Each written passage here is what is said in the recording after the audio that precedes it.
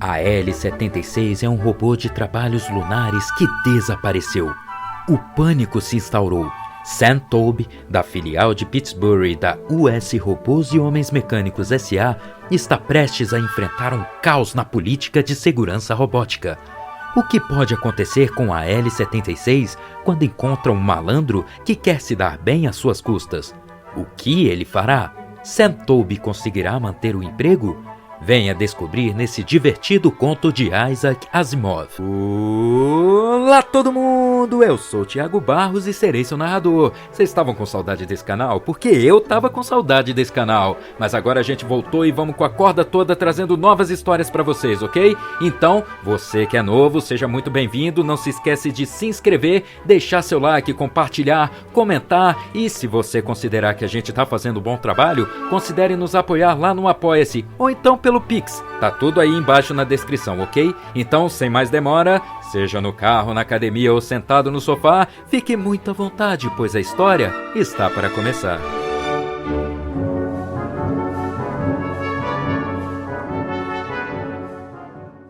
O robô AL-76 se extravia, de Isaac Asimov.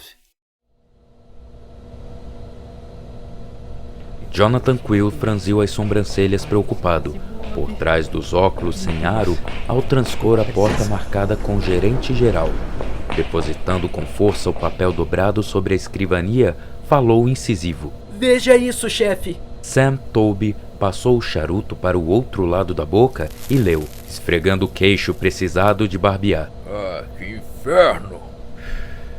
O que é que eles querem dizer? Que expedimos 5 robôs a L. Explicou Quill, desnecessariamente. Não, expedimos 6. Replicou Toby. Claro, 6, mas receberam apenas 5. Remeteram os números seriados e o AL-76 desapareceu. Toby fez cair a cadeira ao erguer seu vigoroso corpo e transpôs a porta como se deslizasse sobre rodinhas lubrificadas. Depois disso, 5 horas se passaram. A fábrica fora vasculhada desde a sala de montagem até as câmeras de vácuo. Cada um dos 200 empregados havia passado por minucioso interrogatório, e Toby, suando e descabelado, enviou uma mensagem de emergência à fábrica central, em Schenectady. Ali, houve uma súbita explosão de pânico. Pela primeira vez na história da US Robôs e Homens Mecânicos S.A., um robô fugira para o exterior. O mais sério não era a lei proibindo a presença de robôs na Terra fora da fábrica licenciada da corporação. As leis podiam ser contornadas. O que melhor definia a situação era a declaração feita por um dos matemáticos do departamento de pesquisas. Aquele robô foi criado para dirigir um discinto sobre a Lua. Seu cérebro positrônico estava equipado para um ambiente lunar, somente para um ambiente lunar. Na Terra receberá 75 zilhões de impressões sensoriais para as quais jamais foi preparado. É impossível prever suas reações. Impossível. E com as costas da mão, enxugou a testa coberta de suor. Dentro de 1 hora, um extratoplano partiu para a fábrica de Virgínia. Levava instruções muito simples. Agarrem o robô e depressa!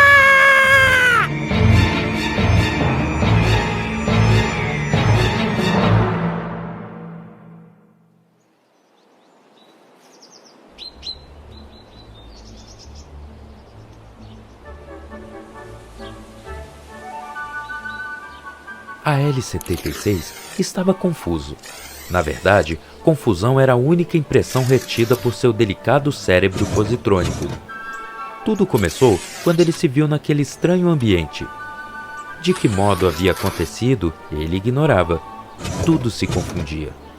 O solo era coberto de verde e estacas marrons erguiam-se à sua volta, encimadas por outra camada de verde. O céu era azul quando devia ser negro. O sol estava correto, redondo, amarelo e quente. Mas onde o solo poroso? Onde os imensos anéis das crateras? Via-se apenas o verde aqui embaixo e o azul lá no alto. Todos os sons que o rodeavam eram estranhos. Passara por água corrente que lhe chegava à cintura. Era azul, fria e molhada. E quando cruzava com pessoas, o que ocorria de vez em quando, elas não usavam trajes espaciais como deveriam. E ao vê-lo, gritavam e saíam correndo. Um homem apontara-lhe a arma. O projétil assobiara pela sua cabeça. Depois, o homem saíra correndo também. Não tinha a menor ideia do tempo que passava vagueando a esmo antes de encontrar a cabana de Randolph Payne, a 2 quilômetros da cidadezinha de Hannaford, no meio da floresta. Randolph Payne, chave de parafusos numa das mãos e cachimbo na outra, aspirador de pó em concerto entre seus joelhos, estava agachado diante da porta. Payne cantarolava baixinho, pois era um camarada bem-humorado quando se encontrava na sua cabana. Possuía em Hannaford uma moradia mais respeitável, ocupada principalmente por sua mulher, fato que ele sincera, mas silenciosamente lamentava. Talvez por isso houvesse aquela sensação de alívio e liberdade quando conseguia fugir para sua casa de cachorros de luxo, onde podia fumar em paz enquanto se dedicava ao seu hobby, consertar utensílios domésticos. Não era grande coisa como hobby, mas às vezes alguém surgia com um rádio ou um despertador e o dinheiro que então tilintava em seus bolsos era o único que não passava pelas mãos avarentas de sua mulher. Aquele aspirador de pó representava $6 ganhos sem esforço. Pensando nisso, começou a cantar. Ergueu a vista e suou frio. A canção engasgou-se na sua garganta, os olhos arregalaram-se, a transpiração tornou-se mais intensa. Tentou levantar-se como preparativo para correr desabaladamente, mas as pernas não o cooperaram. Foi então que a L-76 agachou-se ao seu lado e perguntou: Diga, por que todos os outros saíram correndo? Payne sabia muito bem por quê, mas o nó que se formara em seu diafragma não permitiu a resposta. Tentou afastar-se ligeiramente do robô. A L-76 prosseguiu ressentido. Um deles até atirou em mim. Se acertasse 2 centímetros abaixo, teria arranhado o revestimento do meu ombro. Uai, devia tá louco, né? Gaguejou Payne. É possível. O tom do robô tornou-se confidencial. Ouça, o que há de errado por aqui? Payne olhou rapidamente ao redor. Notara que o robô falava em tom extraordinariamente manso para alguém de aparência tão pesada e brutalmente metálica. Lembrou-se também de ter ouvido dizer que os robôs eram mentalmente incapazes de fazer mal ao ser humano e sentiu um certo alívio.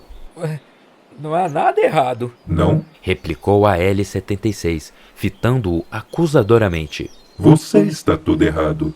Onde deixou seu traje espacial? Não tenho nenhum. Então por que não está morto? Isso surpreendeu Payne. Bem, eu não sei. Viu só? Replicou o robô triunfante. Tudo está errado. Onde se encontra o Monte Copérnico? Onde a Estação Lunar 17? E onde está meu discinto?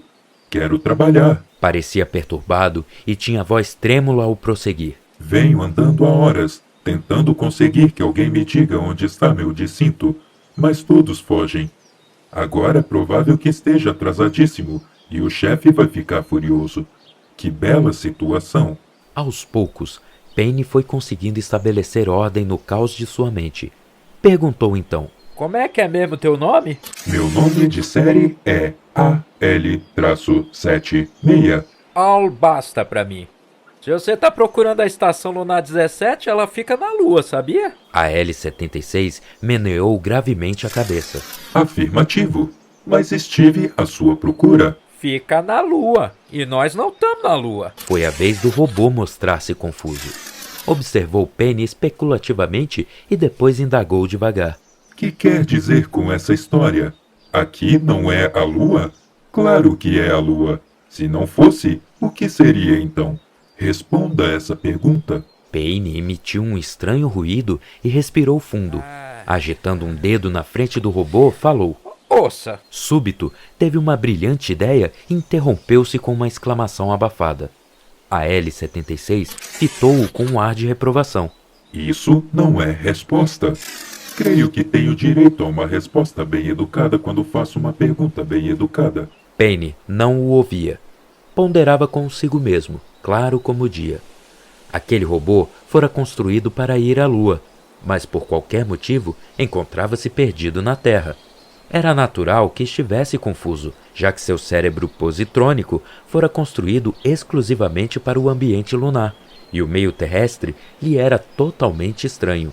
Se pudesse conservar ali o robô até entrar em contato com a fábrica de Pittsburgh, robôs valiam dinheiro. O mais barato custava $50 mil, haviam dito, e alguns chegavam a valer milhões. Oba, rapaz, imagina só a recompensa! E tudo pra mim, até o último centavo.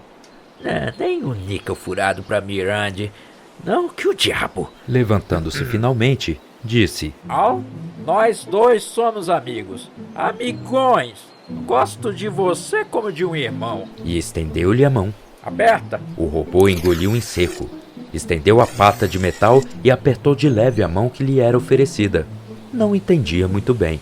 Isto significa que você me ensinará a chegar à estação lunar 17? Payne ficou um tanto embaraçado. Não, exatamente. Pra falar a verdade, eu gosto tanto de você que eu quero que você fique aqui comigo por um tempo. Ah, isso eu não posso. Preciso trabalhar. E meneou a cabeça. Gostaria de atrasar sua cota de trabalho hora após hora, minuto após minuto? Quero trabalhar. Preciso trabalhar. Payne pensou consigo mesmo que gostos variam e respondeu: Tá bem, vou lhe explicar uma coisa, tá? Vou lhe explicar uma coisa porque eu tô vendo que pela sua aparência você é um ser inteligente. Tenho ordens do seu chefe de seção para conservá-lo aqui por algum tempo, até que ele venha buscá-lo. Para quê? Indagou a L-76 desconfiado. Eu não posso dizer, né? É segredo de estado, uai. Payne rezou intimamente para que o robô engolisse aquilo. Sabia que alguns eram inteligentes, mas aquele parecia um modelo antiquado. E enquanto Payne rezava, a L-76 ponderava. Seu cérebro, ajustado para dirigir um discinto na Lua, não dava o máximo rendimento quando entregue ao raciocínio abstrato. Ainda assim, desde que se perdera, a L-76 descobrira que seus processos mentais mostravam-se cada vez mais estranhos. O meio ambiente exercia sobre ele alguma influência. Sua pergunta seguinte foi quase astuta. Como se chama meu chefe de setor? Payne engoliu em seco e raciocinou rápido. Em tom magoado, respondeu: Você me ofende com essa desconfiança. Não posso dizer o nome dele. As árvores têm ouvidos. A L-76 examinou muito sério a árvore mais próxima e respondeu: Não tem. Eu sei. Eu quero dizer que há espiões por toda parte. Espiões? Sim, gente má que quer destruir a estação lunar 17. Por quê? Porque são más. Querem destruir você também. E é por isso que precisa ficar aqui algum tempo. Senão eles vão te encontrar. Mas preciso de um discinto. Não posso me atrasar. Você terá seu discinto, terá mesmo. Prometeu Payne muito sério, amaldiçoando o cérebro unilateral do robô. Mandarão amanhã. Sim, amanhã. Isso lhe daria muito tempo para entrar em contato com a fábrica e receber lindas pilhas de notas de $100. Mas a L-76 tornou-se progressivamente obstinado, à medida que a pressão daquele ambiente estranho agia sobre seu mecanismo pensante. Negativo. Preciso de um discinto agora. Movimentando rigidamente as articulações, levantou-se. Melhor continuar a procurá-lo. Adiantando-se, Payne agarrou um ombro frio e gritou: Espera, você precisa ficar aqui. Algo emitiu um sinal na mente do robô. Todas as coisas estranhas que o rodeavam reuniram-se numa bolha, explodiram, deixando o cérebro a funcionar com um estranho aceleramento de eficiência. Voltando-se para Payne, disse: Sabe de uma coisa? Construirei um discinto aqui mesmo. Depois poderei trabalhar. Payne parecia duvidoso. Não creio que você consiga, não. E perguntou a si mesmo se valeria a pena fingir o contrário. Não se preocupe. A L-76 percebeu que os canais positrônicos de seu cérebro traçavam novos sinais e sentiu uma estranha exultação. Vou construir um. E olhando para a casa de cachorro, modelo de luxo, pertencente a Payne, acrescentou: Você tem aqui todo o material necessário para construir o discinto. Se inscrever no canal e deixar o like. Randolph Payne relanceou para a confusão que enchia a cabana. Rádios com as vísceras para fora, um refrigerador sem a parte de cima, motores enferrujados de automóvel, um fogão a gás imprestável, vários quilômetros de arame farpado e cerca de 50 toneladas do mais heterogêneo amontoado de ferro velho, diante do qual todo negociante de sucata torceria o nariz. Tenho mesmo? Murmurou.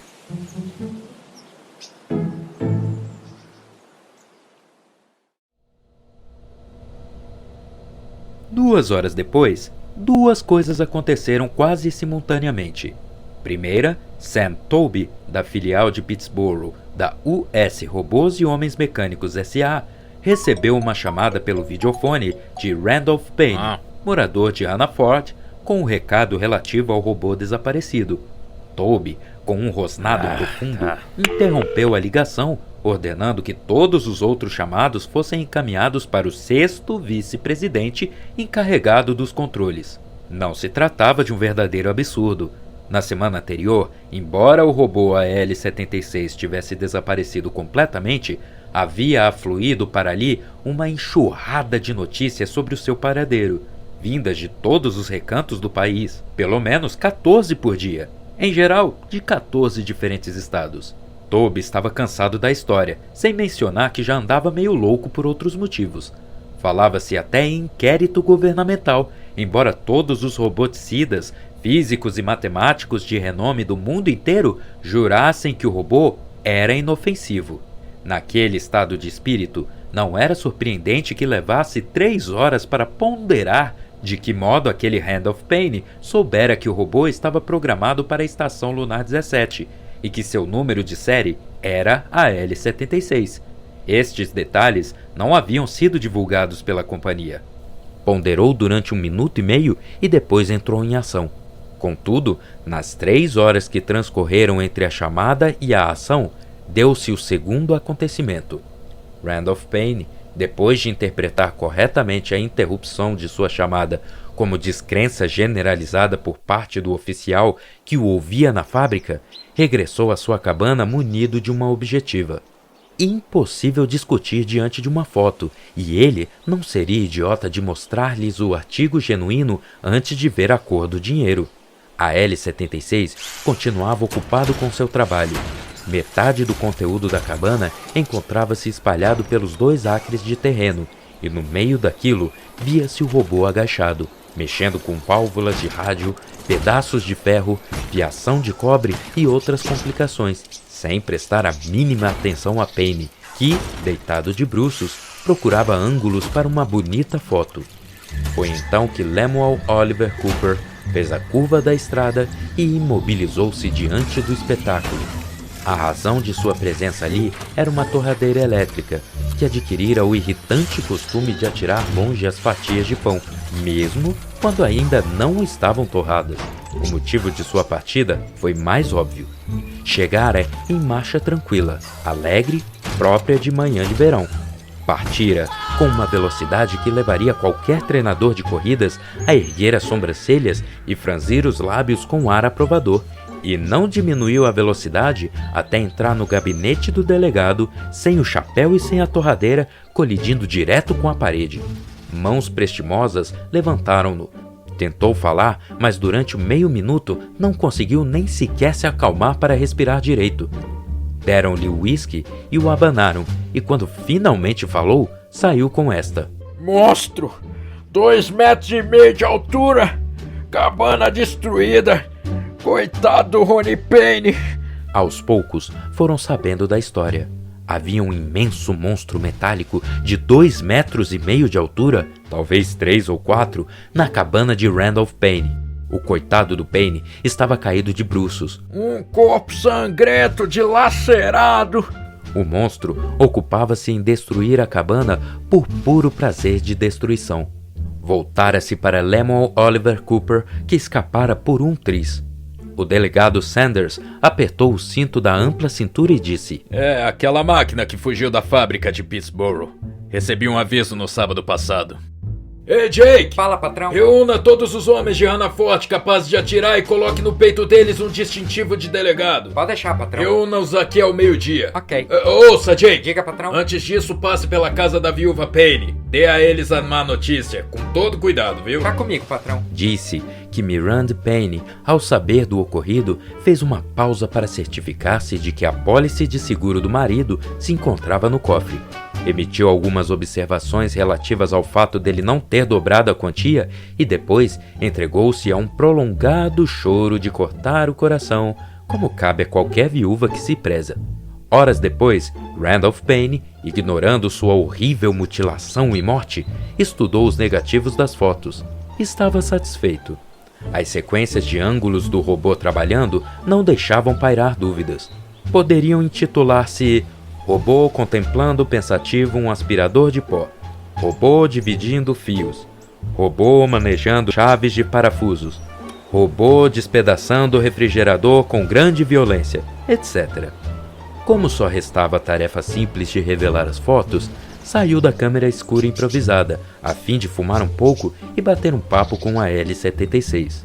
Ignorava completamente que a floresta ao redor pupulava de fazendeiros nervosos, carregando as mais variadas espécies de objetos contundentes, assim como uma infinidade de armas, desde um arcabuz colonial, verdadeiramente relíquia, até uma metralhadora portátil, empunhada pelo delegado.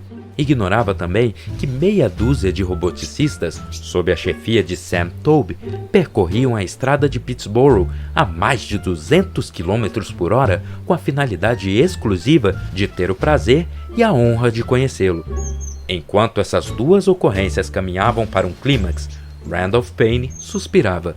Satisfeito consigo mesmo, riscava um fósforo nos fundilhos das calças, tirando uma fumaça do cachimbo e observando a L-76 com um ar divertido.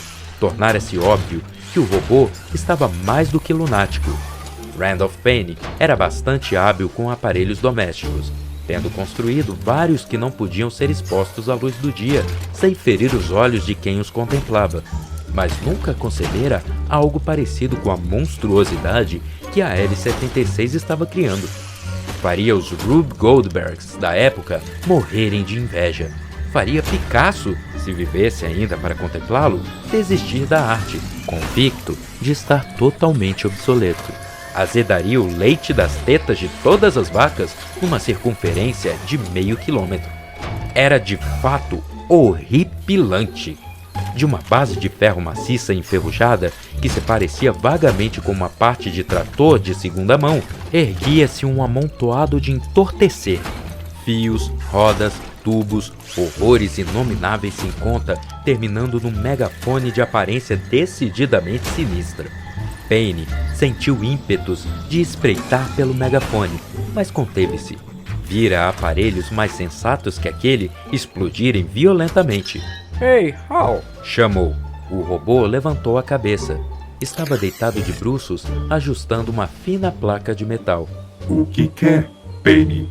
Que é isso aí? Perguntou, num tom de quem se refere a algo sujo, em decomposição, mal seguro entre duas varas de 3 metros de comprimento. É um discinto, para eu poder começar a trabalhar.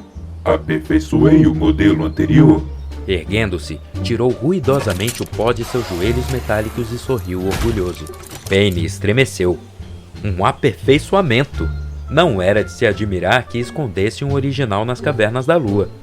Pobre satélite morto. Sempre quisera saber o que seria sorte pior que a morte. Agora sabia. E funciona? Afirmativo. Como é que tu sabe? Tem que funcionar. Fui eu que fiz, não fui? Só preciso de uma coisa agora. Você teria uma lanterna de bolso? Creio que sim. Payne entrou na cabana e voltou logo em seguida. O robô desatarrachou a extremidade e pôs-se a trabalhar. Dentro de 5 minutos, havia terminado. Recuando, disse: Tudo pronto. Agora vou entrar em ação. Pode olhar se quiser. Uma pausa, enquanto Payne tentava ponderar a magnitude do oferecimento. É seguro isso aí, hein? Até uma criança seria capaz de manejá-lo. Payne teve um débil sorriso e colocou-se por trás da árvore mais volumosa das imediações. Então vamos, uai. Tenho a maior confiança no você.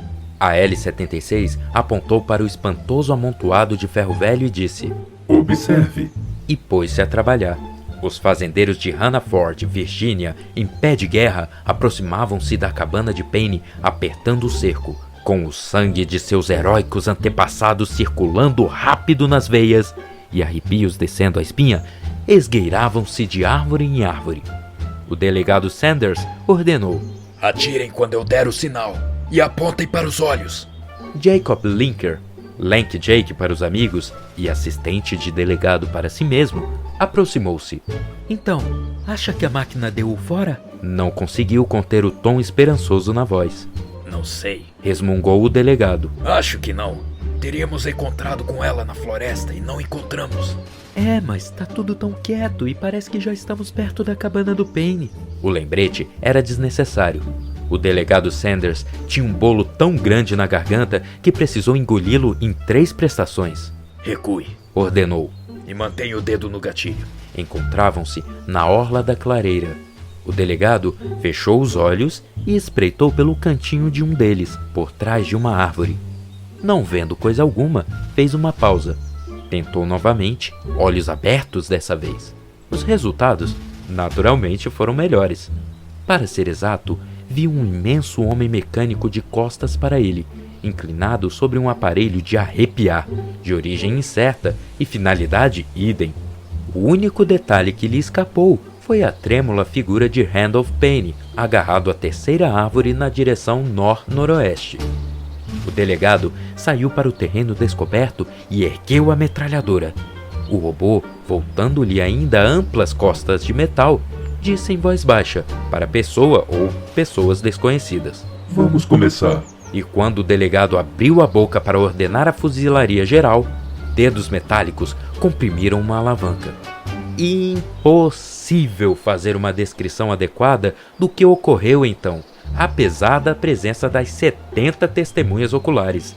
Nos dias, meses e anos seguintes, nenhum só dos 70 seria capaz de descrever os segundos subsequentes ao momento em que o delegado abriu a boca para dar a ordem de fogo. Quando interrogados, empalideciam e afastavam-se oscilantes.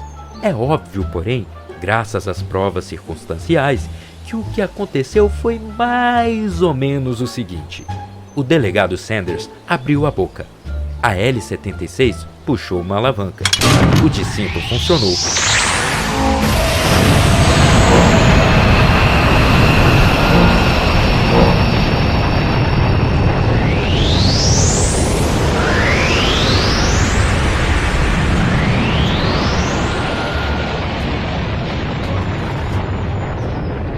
E 75 árvores, 2 celeiros, 3 vacas e 3 quartos superiores do morro Duckbill desfizeram-se no ar. Fundiram-se, por assim dizer, com as neves de antanho. A boca do delegado permaneceu aberta por um espaço indefinido de tempo. Mas nada. Nem ordem de fogo, nem coisa alguma dali saiu. Então, ouviu-se uma agitação no ar. Uma série de raios cor de púrpura cortou a atmosfera, tendo a cabana de Randolph Payne como um centro. Dos componentes do grupo atacante não sobrou vestígios. Restaram diversas armas espalhadas pelo local, inclusive a metralhadora niquelada, de fogo extra rápido, garantida contra enguiços, pertencente ao delegado. Viam-se também cerca de 50 chapéus, algumas pontas de charutos e artigos de indumentária variados, que se haviam desprendido na agitação, mas ser humano não havia um só. À exceção de Lank Jake, nenhum espécime humano surgiu por ali durante 3 dias. E a exceção só ocorreu porque sua fuga meteórica foi interrompida por meia dúzia de homens da fábrica de Pittsburgh, penetrando no bosque com igual velocidade. Foi Sam Tobe quem o deteve, segurando habilmente a cabeça de Lank Jake, que colidira com seu estômago. Quando recuperou o fôlego, Tobe perguntou: Onde é a cabana de Randolph Payne? Lank Jake permitiu que seus olhos o focalizassem por um instante e respondeu: Amigo, siga na direção oposta à minha! E com isso, miraculosamente, desapareceu. Viu-se um ponto no horizonte, que se desviava das árvores e talvez fosse ele, mas Sam Tobe não seria capaz de jurar.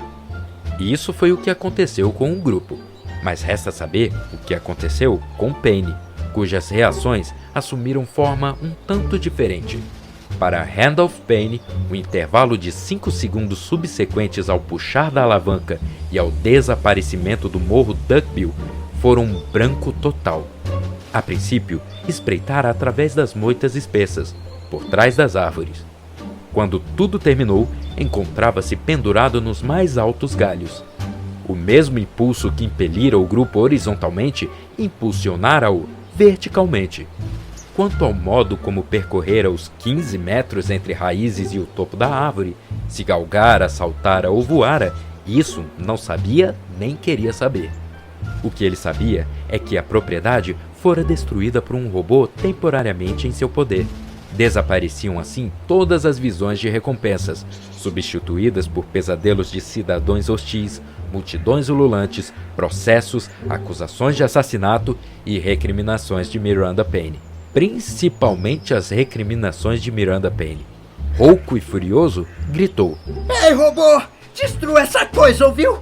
Destrua completamente! E esqueça de que eu tenho alguma coisa a ver com essa história! Eu não te conheço, ouviu? Nunca mais fale no assunto! Esqueça que me viu! Não esperava que suas ordens surtissem efeito.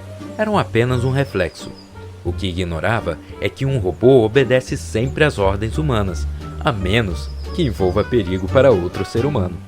A L-76, portanto, pôs-se a demolir tranquila e metodicamente o seu discinto, transformando-o num monte de sucata. Quando estava amassando o último centímetro cúbico de metal, Sam Toby chegou com seu contingente, e Randolph Payne, percebendo que se tratava dos verdadeiros donos do robô, caiu de cabeça do alto da árvore e desapareceu em regiões desconhecidas. Nem esperou pela recompensa. Austin Wilde, engenheiro robótico, voltou-se para Sam Toby e indagou: Conseguiu obter alguma coisa do robô? Toby meneou a cabeça com um grunhido surdo. Nada, absolutamente nada. Esqueceu tudo o que aconteceu depois que saiu da fábrica. Deve ter recebido ordens para esquecer, caso contrário não estaria tão em branco. Que pilha de ferro velha era aquela que ele estava brincando? É exatamente isso, uma pilha de ferro velho. Mas deve ter sido um discinto antes de ser destruído, e eu gostaria de matar o camarada que lhe deu ordens para amassá-lo, usando tortura, bem lenta se possível. Veja isso. Estava a meia encosta do que fora o morro de Duckbill, no ponto exato em que fora cortado, e Wilde colocou a mão sobre a superfície perfeitamente reta que talhara o solo e rocha. Que discinto! Arrancou a montanha pela base. E por que ele o construiu? Wilde deu os ombros. Não sei, algum fator ambiental. É impossível saber o que reagiu sobre seu cérebro positrônico programado para a Lua, levando-o a fabricar um discinto com um monte de ferro velho. Há 1 bilhão de chances contra uma de descobrir esse fator, agora que o robô também se esqueceu. Nunca possuiremos aquele discinto. Não importa, o principal é que temos o robô. Pro diabo com ele! Havia um pungente lamento na voz de Wilde. Tem alguma ideia do que são os discintos na Lua? Consomem energia como porcos eletrônicos e só funcionam quando se obtém um potencial de milhões de volts. Mas esse discinto funcionava diferente. Examinei os destroços com microscópio. Gostaria de ver a única fonte de energia que eu encontrei? O que é isso? Apenas isso. E jamais saberemos como as utilizou. E Austin Wilde exibiu a fonte de energia que possibilitara a um discinto cortar uma montanha em meio segundo. 2 baterias de lanterna portátil. E esse é o fim da história.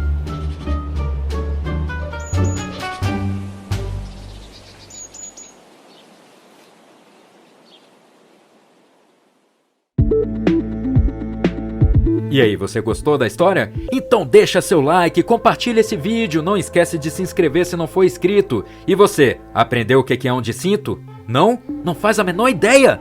Tamo junto, eu também não faço a menor ideia do que é. E olha que eu procurei pra caramba pra colocar nesse vídeo aqui.